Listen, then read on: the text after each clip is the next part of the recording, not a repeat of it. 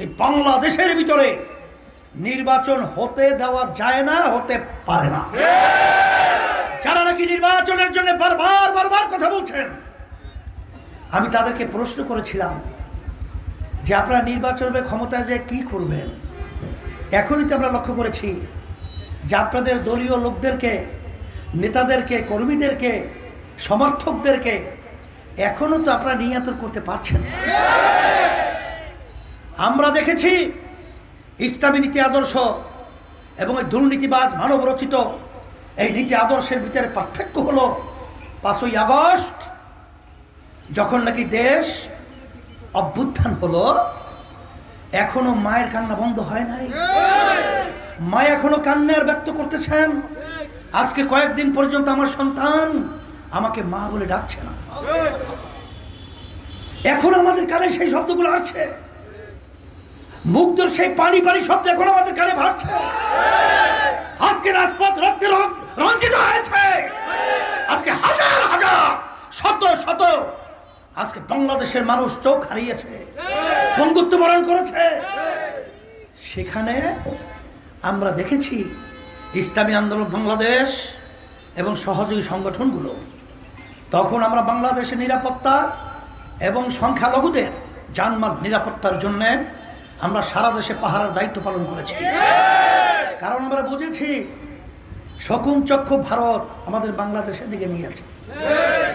সুযোগ পাবে তো আন্তর্জাতিকভাবে সংখ্যালঘুদের ইস্যু সামনে নিয়ে এসে আমাদের দেশে অশান্তি করবে, এই ধরনের চিন্তা তারা করবে, এটা আমরা বুঝতে পেরেছি।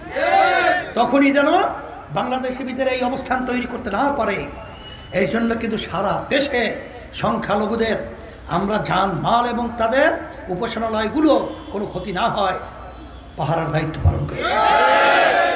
যখন নাকি কোনো প্রশাসন ছিল না, তখন আমরা সারা বাংলাদেশে মানুষের রাস্তায় চলার জন্যে, তাদের কষ্ট লাঘবের জন্যে আমরা ট্রাফিকের সিগন্যালের দায়িত্ব পালন করেছি। আর তখন আমরা কি দেখেছি? মায়ের কান্না বন্ধ হয় নাই, রক্ত এখনো শুকায় নাই।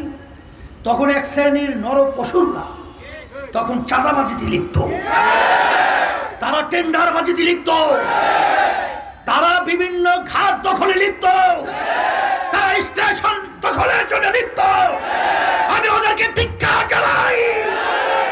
বাংলাদেশ থেকে এই দুর্নীতিবাজদেরকে উৎখাত করে বঙ্গোপসাগরের মধ্যে নিক্ষিপ্ত করতে হবে,